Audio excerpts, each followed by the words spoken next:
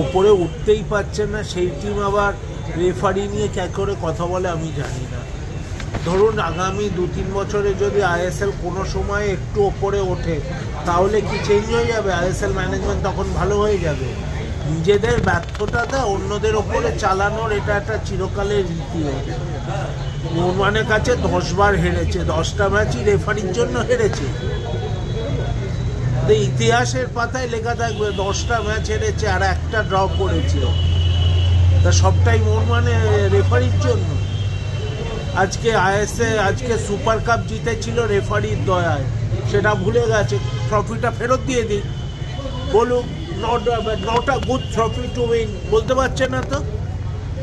তো এইসব নোংরামি, এসব নিজেদের ব্যর্থতা ঢাকতে সাপোর্টারদের বোঝানো।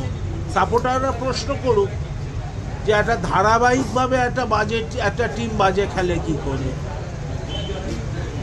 আজকে রেফারি তো আমরাও মাঝে মাঝে ক্ষোভ প্রকাশ করেছি, সেটা হয় যে জিতলে, কিন্তু এইভাবে একটা ব্যাড টেস্টে রেফারিকে হিট করা, মানে মোহনবাগানকে হিট করে। রেফারিরা খারাপ কোনো সময় ডিসিশন বা খারাপ হতেই পারে, হিউম্যান এরার বলে একটা জিনিস আছে, কিন্তু তাই বলে তাদের এই ধারাবাহিক ব্যর্থতার দায় রেফারির, এটা তো আর হতে পারে না।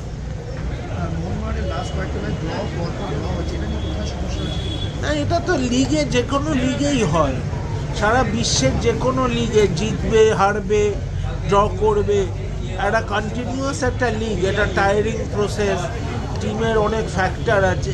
সেটা দুটো ড্র করেছে, ডেফিনেটলি টিম ম্যানেজমেন্ট সেটা নিয়ে কথা বলবে। এটা এমন কিছু না, একটা লিগ, একটা কনস্ট্যান্ট 4-5 মাসের লিগে এটা হতেই পারে। মোহনবাগানের প্রথম একাদশে বারবার পরিবর্তন হচ্ছে, এটা কি কোনো সমস্যার কারণে দাঁড়াচ্ছে?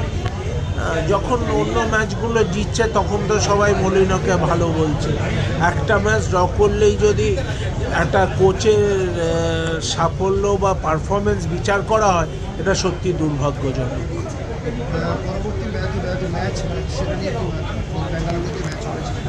ডেফিনেটলি বেঙ্গালুরু ম্যাচ ইম্পর্টেন্ট, এবং বেঙ্গালুরু এবং মোহনবাগান অলওয়েজই একটা বড় ম্যাচ হিসেবে দেখা হয়, সেটা আগের থেকেই, সেটা আই লিগের সময়ও দেখা হতো, এখনও দেখা হয়। বাট আমার মনে হয় মোহনবাগান টিম যা আছে, বাকিরা যদি সব ঠিকঠাক থাকে এমন কোনো প্রবলেম।